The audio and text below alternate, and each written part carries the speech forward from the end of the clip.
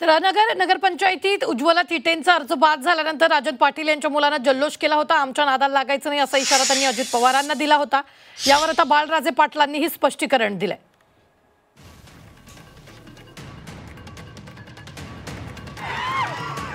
तर चॅलेंज नाही, उत्साहाच्या भरात बोललो असं बाळराजेंनी म्हटलेलं आहे. त्यांनी पवारांना इशारा दिलेला होता, अजित पवारांना आमच्या नादाला लागायचं नाही असं त्यांनी म्हटलेलं होतं. मात्र हे चॅलेंज नाही, उत्साहाने बोललो असं त्यांनी आता यावर स्पष्टीकरण दिलेलं आहे. माझ्याकडून शब्द निघून गेला, मी दिलगिरी व्यक्त करतो असं देखील त्यांनी म्हटलेलं आहे. अजित पवार मोठे नेते आहेत असं देखील त्यांनी म्हटलेलं आहे.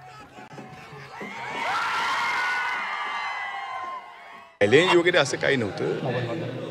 त्याच्या मागचा उद्देश एवढाच होता की गेल्या 5 वर्षांपासून आम्ही बघतोय त्यांचे काही कार्यकर्ते जाणून बुजून आमच्या कुटुंबाला, आमच्या गावाला, आमच्या भागाला अतिशय खालच्या पातळीवर जाऊन ती टीका करत होते. आणि एक 5 वर्ष आम्ही ते सगळं सहन करत गेलो. हे फक्त अजितदादांकडे बघून आम्ही सहन करत गेलो. शेवटी प्रत्येकाला एक लिमिट असते.